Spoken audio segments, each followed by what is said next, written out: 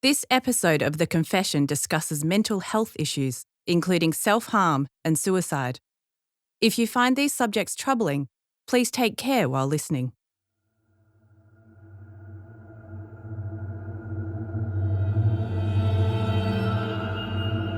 So they asked me to place my hands in front of me with my wrists together and my thumbs pointing up.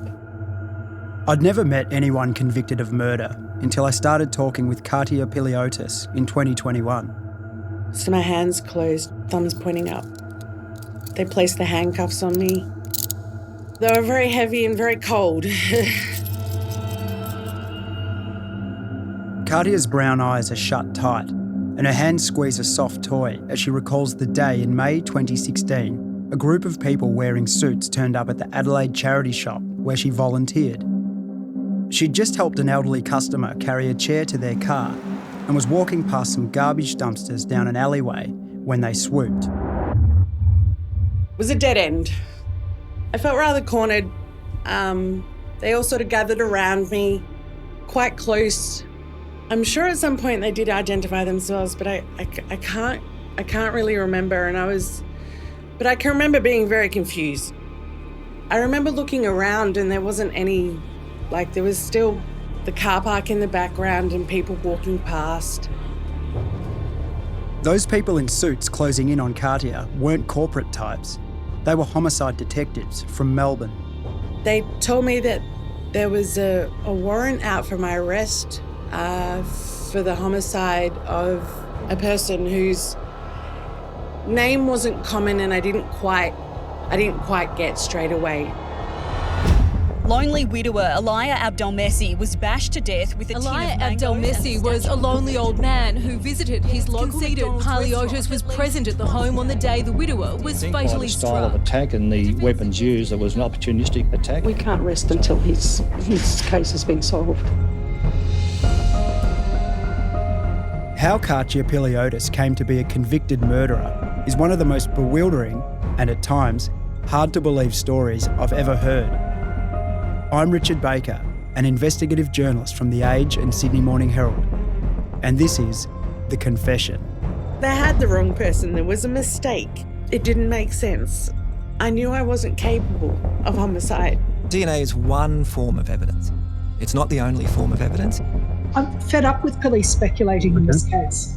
You're the umpteenth witness. I want to know what happened. I don't accept it was false evidence. That was my memory of the conversation, but obviously I've been mistaken. I've never seen anything like that. In terms of the number of trials, in terms of the twists and turns in those trials. But when I fucking fight, mate, they're going to be in hospital. I fight them hard.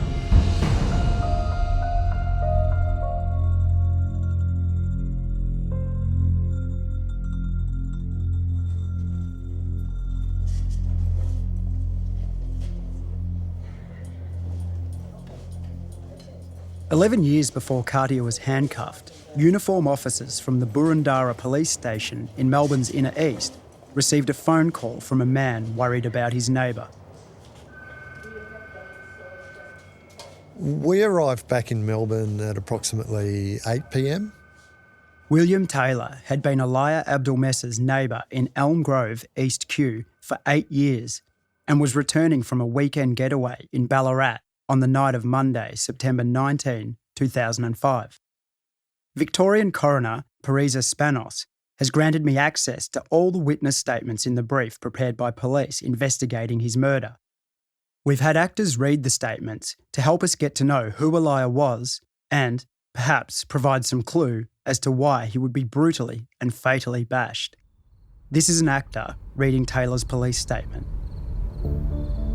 When we arrived home, I noticed that the front bedroom lights were on in Alaya's house, and there was also light coming from the side bedroom and the rear laundry. I went to bed at approximately 11 p.m. that night. Just prior to going to bed, I went out the front of the house and checked on Alaya's house for some reason. Taylor and his wife Lorraine were caring neighbours. When Alaya and his wife Rita moved into Elm Grove in the late 1990s, Lorraine baked fresh bread for the childless Egyptian couple. After Rita had a stroke in 2002 and moved into a nursing home, the Taylors kept a close eye on Alaya. He was a heavy smoker and in poor health. Rita died in 2004. I woke up this morning and after having breakfast and showering, I decided to go over and just check on Elia. I could see the bedroom light was still on. I thought that was strange. I also noticed that the Venetian blinds were open. It was approximately 11:50 a.m. and I rang his doorbell. I also called out and told Elia it was me. There was no response. Elia's front door was deadlocked shut. Taylor went to check the side gate. He went around the back and found the rear door locked. But Taylor could see that an internal sliding door was partially opened and more lights switched on. He called out again. I started to think maybe he'd fallen. Taylor looked inside Elia's garage to see if he was there. Then he walked around the side of the house and peered into the bedroom window. He scanned the back garden. Nothing. Then he called the police. Ambulance emergency, what town or suburb? At approximately 12:15, we received a job from Police Communications to attend at 36 Elm Grove. Uniformed Constable Lindsay Wood from Burundara Police Station was driving around Kew in a police divisional van, colloquially known in Australia as a divvy van, with fellow officer Constable Darren Salmon when the call came through. They met Taylor at Elia's house and tried to break the lock at the back door. Eventually, they pried open a front window and cut the flywire to get inside. There, Constable Wood found what she described as a large male lying face down between the lounge room and the front entrance. The male was wearing underpants and a t-shirt only. His arms were situated down each side of his body and his hands had turned purple. I could also see a large portion of his stomach, which had blood pooled at the bottom. He was clearly dead. Constable Wood stepped outside. Someone called an ambulance. Once the paramedics arrived, she went back inside for a closer look. His head was lying in a shallow plastic bucket which was filled with blood. He had a large depression to his head, just above his right ear, and his ear was contorted, as if he'd been bludgeoned with a large object. I observed blood splatters from floor to ceiling, around the front door, as well as the opposite wall. The police at the scene called the Homicide Squad and began taping off the area. This was now a murder investigation. 36 Elm Grove was a shocking and macabre sight. Lying close to Elia's body was an array of items including 2 wrenches, a dented tin of mangoes, and a broken and bloodied statue of the Virgin Mary.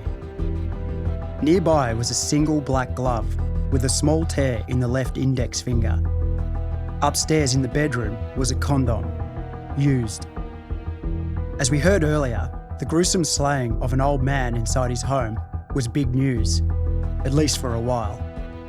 But for police, after some early enticing leads, the trail seemed to go cool, then cold.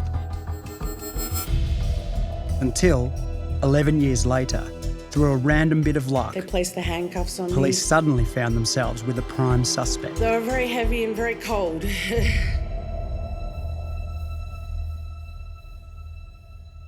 So basically, I moved out of home and I moved interstate. I lived interstate for 9-10 years. And basically in that time, I felt like I was able to take care of things on my own and make decisions and make choices and look after myself. Katia's telling me about how she felt leaving home at the age of 23 and moving to Adelaide. She grew up in a safe, if somewhat staid, leafy suburb in Melbourne's east. Born to migrants and the youngest of 4 sisters, Katia had a happy, apparently unremarkable childhood. After leaving school, Katia completed tertiary education certificates in business administration and hospitality. She had jobs in a deli, the David Jones food court, and at McDonald's. She moved to Adelaide in 2006, months after Elia's murder, and worked as a youth worker for the South Australian government. Years drifted by. Katia wasn't one of life's conquerors, but she was holding her own. Then, in 2011, came the first of two big setbacks. While working in a residential care home in Adelaide, she was attacked by violent intruders. One stabbed her in the left arm with a knife several times. They then set fire to the building. The shock sent her spiralling. She began to self-harm and was admitted to a psychiatric facility for a while. A year later, in 2012, Katia was the victim of a sexual assault. She reported it to the police. In the end, however, she felt unable to go through the legal hoops that might bring her attacker to justice. It was not long after this that Katia began volunteering at an animal welfare charity. And for the first time in a long time, things started looking up. She met someone. He's a great guy. A smile breaks out across Katia's face when she tells me about the man she was in a relationship with at the time of her arrest. They'd met at a New Year's Eve party involving mutual friends. She never told me his name, just his initials, TW. No one introduced us to each other, so it was really awkward. And we were sitting opposite each other, and then all of a sudden he just looks at me and he's like, "Who are you?" And I will always remember that. They're the first words that he ever said to me, "Who are you?" And we pretty much got together the very next day. On the 16th of May 2016, buzzing from a new romance, Katia set off for a shift at the charity store. It was just like any other day. I was helping a customer with a chair. I put it in a supermarket trolley and took it to her car. So I remember as I was pushing the trolley through the shopping centre, I passed a group of people, 5 or 6 people in suits. They looked like they were from an office environment. I noticed them as I was walking past them. I thought there might be corporate head honchos, people to do with the shopping centre. As we know, the men and women in suits were Homicide Squad detectives from Victoria Police. They closed in on Katia as she made her way back to the store and cuffed her. Katia's initial reaction to being arrested for murder wasn't one of resistance, anger or denial. She just felt embarrassed. I remember asking politely if they could not put the handcuffs on me because I would have to be walked through the store back inside the shop. I'd got to know the surrounding businesses. I'd got to know the regulars, and a lot of the regular customers often had coffee and cake at the nearby cafe. So I didn't want that humiliation and embarrassment of being walked back past people I knew wearing handcuffs. I didn't want people to see that because I didn't want people to think badly, because I cared about my job. I cared about the customers. Her next thought was of her cats, Ruby and Scarlet, waiting for her at home. They were like my children, like my family. I remember thinking about them and what would happen to them and who was going to feed them and who was going to look after them. When will I see them again, if I will see them again? Once at the police station in Adelaide, Katia was offered the chance to make a few phone calls. They asked me if I wanted to call family, and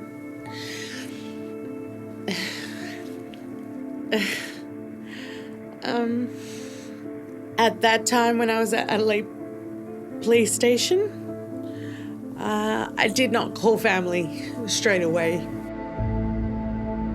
because I didn't want my parents mainly to worry, and idiot me had it stuck in my head that the situation and whatever was happening would be sorted out that day or the next day. It didn't make sense. It's not something I knew I wasn't capable of homicide. It just was ridiculous. It was just absurd.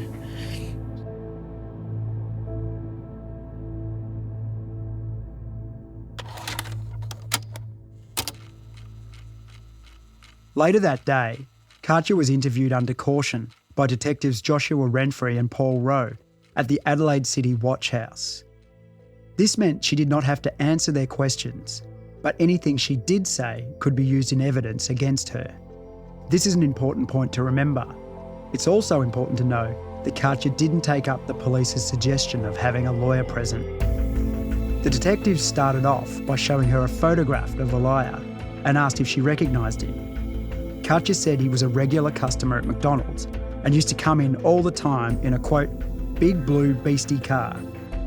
She was shocked that it was him they were talking about.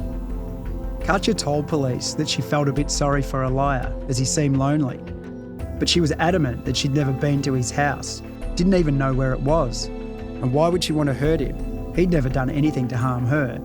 The most contact Katia said she'd ever had with him was when she and a co-worker at McDonald's gave him a box of vases and bottles for his wife. Police asked Katia if she had any sort of physical relationship with him. Katia seemed shocked by the assertion and said, no, he was old enough to be a grandpa. In fact, and like so much else in this case, Katia's situation is more complicated than it seems. As we will discover, among her denials are details that simply don't add up. One of them concerns that black glove found at the crime scene, the one with the small tear on the left hand. Remember that detail? We'll get back to that soon. But for now, she's in shock at how fast she is sinking. Katia told police she could see where all this was going. She said, and I quote, "This is fucked. I'm not going down for this. I can't think of anything that makes sense of this. Fuck this. I'm not going down for murder. No way." Katia was put on a plane to Melbourne. From the day I got arrested, thinking in my head that it would be resolved, because I knew a mistake had been made. I knew it wasn't me that they were talking about. I knew that they had arrested the wrong person. It took me a while to realise that this was not going to be resolved. This is not something that was going to be resolved quickly. She was charged with murder and moved to the Melbourne Remand Centre in the city's CBD, where she spent her first night of imprisonment. It's like another language with no English subtitles. It's really different. It's a whole new world that I didn't know anything much about other than what I may have seen in the movies or watched on the news. But movies and news, TV's a very poor, false representation of what the law and court is actually is in real life and what people and what families go through. Now inside the criminal justice system, Katia saw herself in a different light. The accused, it's kind of like that was my title or that was my status, that was the role. I didn't have a voice.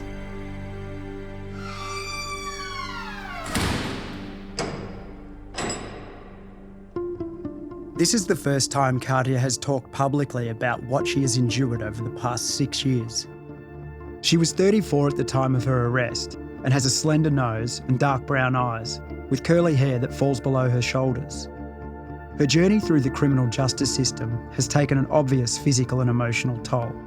Yet Katia has retained her sense of humour and has an infectious laugh. Her story is as important as it is fascinating because it takes us inside the workings of our justice system, the complex, ever-evolving organism our society relies upon to uphold the rule of law, to provide us with structure and civility, and to ascribe innocence and guilt. And I'll just articulate out loud what my concerns are. Ordinarily, one would say, if the defence want to say the police have put their heads together or they're lying or they're unreliable, etc., those are matters for the jury. Those are classic matters for the jury to assess. That's at one end of the scale. At another end of the scale is the police are all lying and they're corrupt, and that's directly contrary to the administration of justice. The problem we might have is that this case may float somewhere in between the two extremes.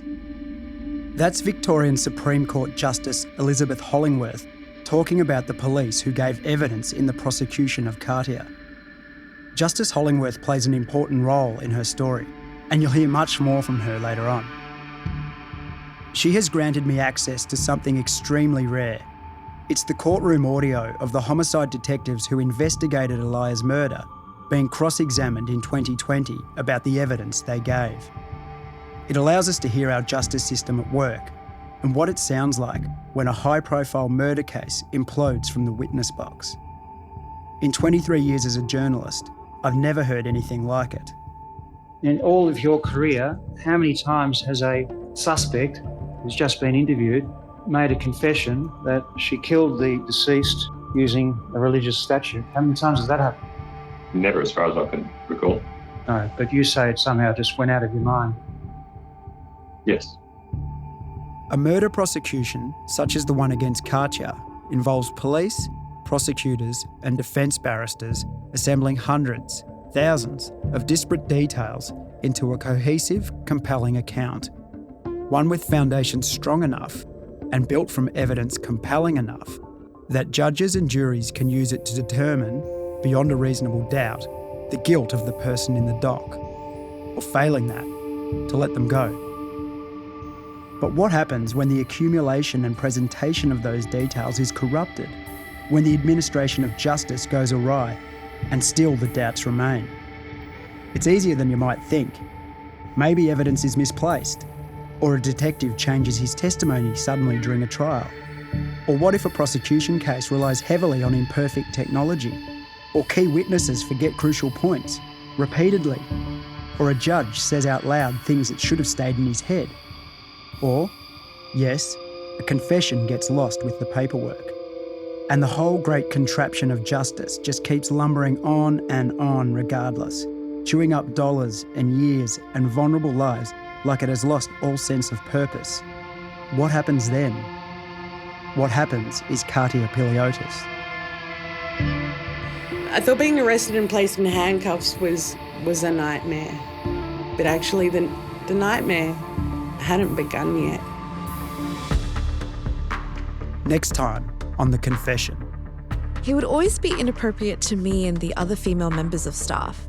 He just creeped everybody out, in particular the younger girls. The DNA at the scene was the primary focus of our investigation, so yes, we were extremely interested in the donor of unknown female 1.